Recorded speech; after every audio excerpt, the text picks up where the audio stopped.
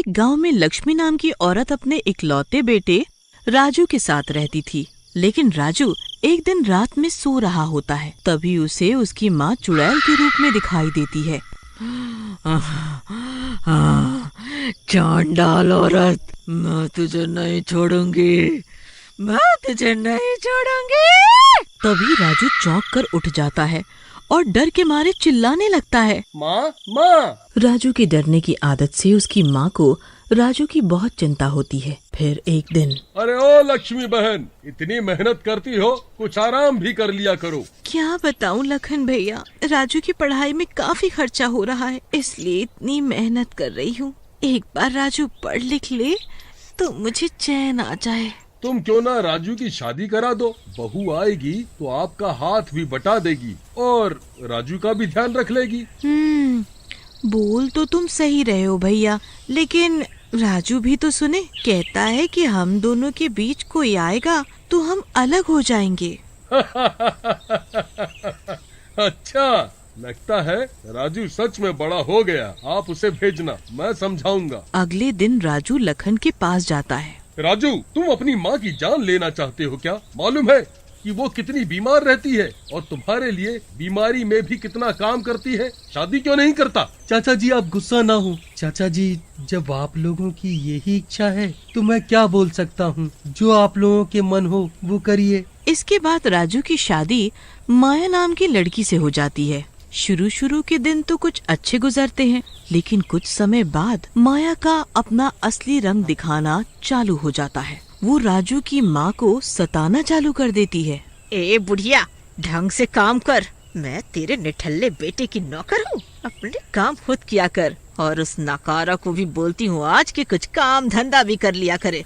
अरे नहीं बहू, राजू को कुछ मत कहना, मैं तो तेरे सारे काम कर ही देती हूँ। एक तो बुढ़िया मुझे आप बोला कर, तू तड़ाक मुझे पसंद नहीं है। ऐसा कह के माया लक्ष्मी की पिटाई करने लगती है, जिससे लक्ष्मी की तबीयत खराब हो जाती है। राजू शाम को आता है और माँ को बीमार देखता है। अरे माया, माँ की तबीयत खराब है क्या? तुमने देखा नहीं?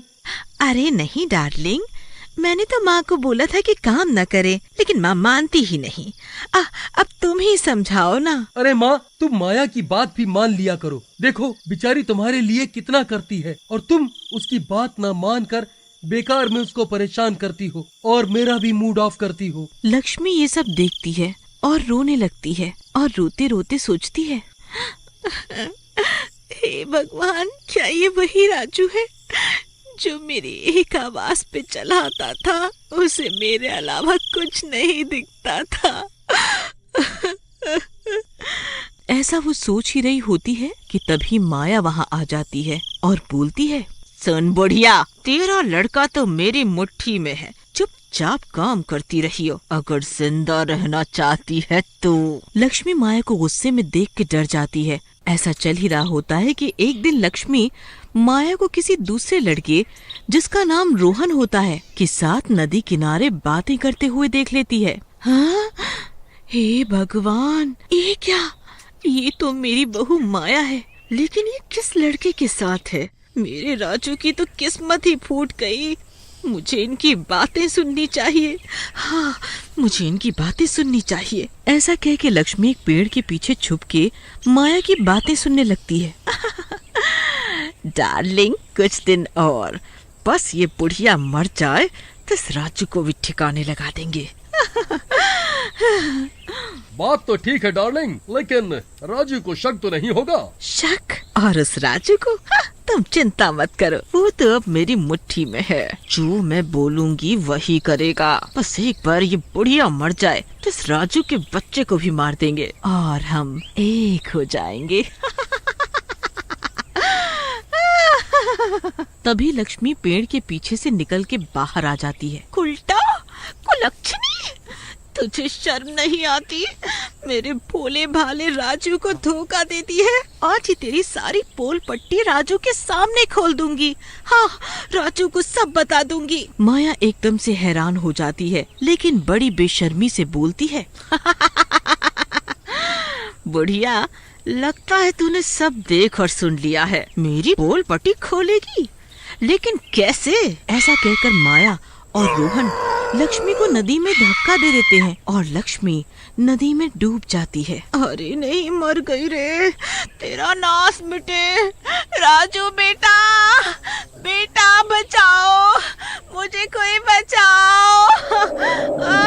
और फिर तैरना ना आने के कारण लक्ष्मी पानी में डूबकर मर जाती है। अरे माया, ये तो लगता है मर गई, अब क्या करें? अरे मरन दे खूसट बुढ़िया को। अच्छा ही है, अपने रास्ते का कांटा निकल गया। ऐसा कहकर दोनों वहाँ से चले जाते हैं। शाम को गांव वालों को लक्ष्मी की लाश मिलती है और वो राजू को बताते हैं।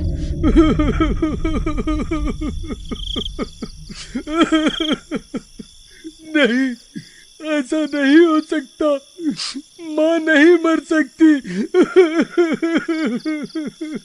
बेटा, ये हो गया है, तेरी माँ अब इस दुनिया में नहीं रही। माँ की नदी में पैर फिसलने से मौत हो गई।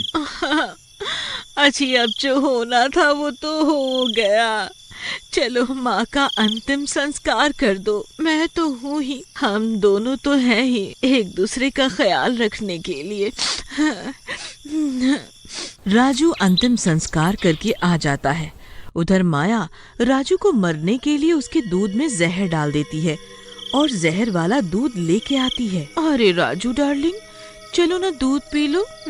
अब देखो, जो होना था वो तो हो गया, अब माँ को भी दुख होगा अगर तुम दुखी रहोगे। हाँ माया, तुम ठीक कह रही हो। ऐसा कह के वो दूध पीने के लिए गिलास पकड़ने जाता है, लेकिन उसे बड़ी जोर से झटका लगता है और वो गिर जाता है। वो दूध एक बिल्ली चाटती है और मर जाती है। ये देख के राजू बड़ा हैरान होता है। उसी रात राजू को अपनी माँ दिखाई देती है और वो राजू को सारी बात बताती है।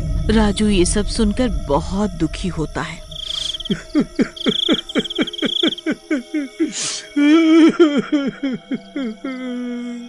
माँ, मुझे माफ कर दो। मैंने अपने पति प्रेम के आगे तुम्हारे निस्वार्थ प्यार को नहीं समझा। मुझे माफ कर दो। अरे अरे पगले, रो क्यों रहा है? माँ का तो ये धर्म ही है, लेकिन तेरी जान का खतरा है, ये तुझे भी मार डालेगी बेटा। माँ, मैं इस माया को मार डालूंगा। इसने हमारी खुशियों को आग लगा दी। मैं इसे जिंदा नहीं छोड़ूंगा। पागल मत बन बेटा, मैं इसलिए तो वापस आई हूँ ताकि तू आराम से रह सके। मैं इस माया के लिए अकेले ही काफी हूँ। ऐसा कह के लक्ष्मी सोई हुई माया को उठा लेती है और नदी की तरफ ले जाती है। वहाँ रोहन पहले से ही बंधा होता है। अरे माया, उठ, मरने के बाद उठेगी क्या? मर गई रे, मैं यहाँ कैसे आई? और रोहन, तुम यहाँ क्या कर रहे हो? तुम दोनों को मैं यहाँ लाई हूँ। मेरे राजू को मारोगे तुम दोनों? तुम दोनों ही मरोगे आज मेरे हाथों। कसम उड़ान छल्ले की, ये बुढ़िया कैसे जिंदा हो गई रे? माँ के प्यार ने जिंदा किया है दुष्टों मुझे। अब तो तुम दोनों के दोनों मरोगे। और तू बहू रानी, तुझे तो आज मैं बताती हूँ। तब तक राजू और बाकी के गांव वाले भी वहाँ आ जाते हैं। मुझे माफ कर दो माँ जी, मैंने बहुत बड़ी गलती की है, मुझे माफ कर दो। लेनी है तो इस रोहन की जान ले लो, इसी ने मुझे भड़काया था। तूने ही नदी में इनको धक्का दिया था। डरो और डरो, तुम दोनों ही मरोगे। ऐसा बोलकर लक्ष्मी उन दोनों को हवा में उठा लेती है। अरे हमें छोड़ दो चुड़ैल मैया, मैं तुम्हारे आगे हाथ जोड़ती हूँ, मुझे छोड़ दो। छोड़ दो तुझे ताकि तुम मेरे राजू को परेशान करो? कभी नहीं। चलो मेरे साथ, तुम्हें मैं वैसी ही मौत दूंगी जैसे तुमने मुझे दी थी। ऐसा कह के लक्ष्मी उन दोनों को लेके नदी में चली जाती है। अरे माँ, कहाँ जा रही हो माँ? जाने दे राजू, माँ को जाने दे, उन्हें उनका फर्ज निभाने दे। सच कहा है किसी ने, दुनिया में भगवान हर जगह नहीं रह सकता, इसीलिए उसने माँ बनाई।